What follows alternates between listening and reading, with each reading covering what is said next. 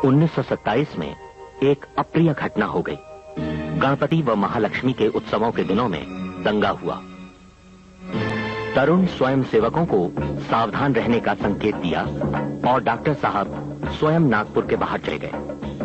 दंगा करवाने वालों को ऐसा करारा सबक दिया कि बाद में नागपुर में दोबारा दंगा करने का उनका साहस ही नहीं हुआ।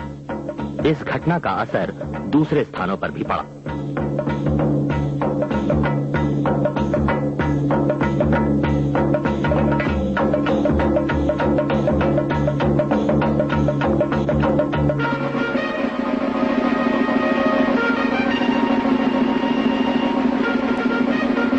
नागपुर के ही पास स्टार्की पॉइंट स्वयं सेवकों को राष्ट्र के लिए प्रतिज्ञाबद्ध कराने का पहला कार्यक्रम।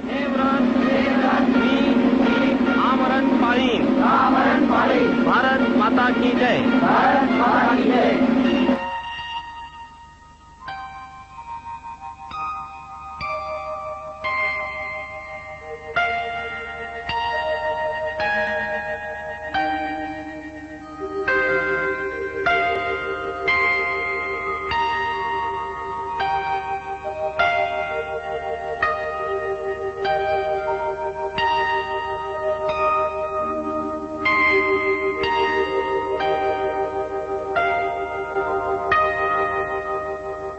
गांधी जी की इतिहास प्रसिद्ध दांडी यात्रा शुरू हुई। नमक कानून तोड़ा गया।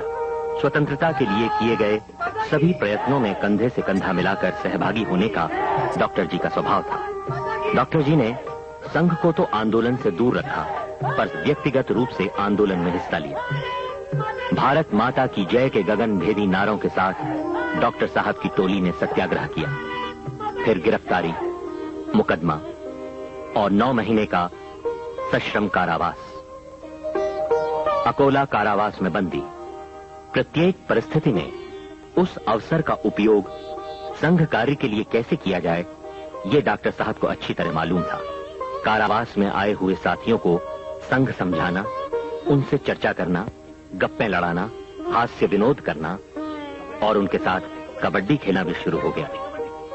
ऐसा लगता था ये कारावास नहीं, संघ की ही एक शाखा लगी।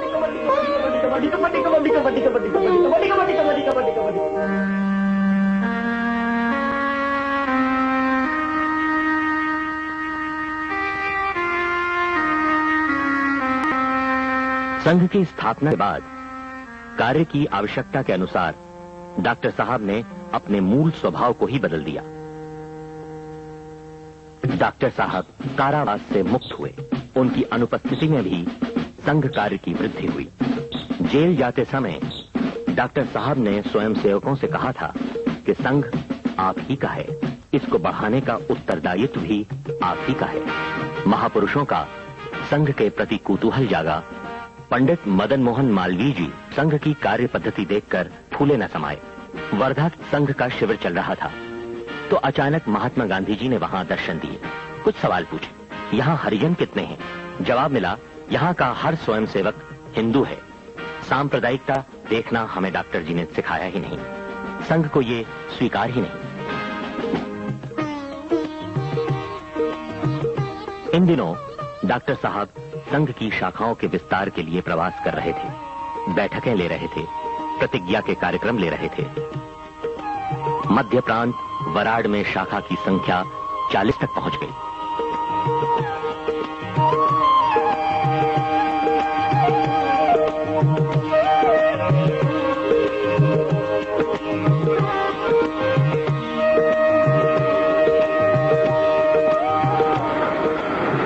डॉक्टर साहब ने इन 2-3 वर्षों में नागपुर में तरुण कार्यकर्ताओं की एक टुकड़ी तैयार कर ली थी। संघ का ध्येयवाद और कार्य पद्धति तथा रोम रोम में समर्पण की भावना से भरी कार्यकर्ताओं की दुर्लभ टोली संघ कार्य के विस्तार के लिए निकल पड़ी। संघ वेग से बढ़ने लगा। प्रथम पूना, बंबई, सातारा, सांगली, कोल्हापुर, नासिक आदि स्थानों पर तथा बाद में उत्तर प्रदेश, दिल्ली, पंजाब, सिंध, बंगाल तथा मद्रास आदि प्रांतों में भी संघ की शाखाएं स्थापित हो गईं।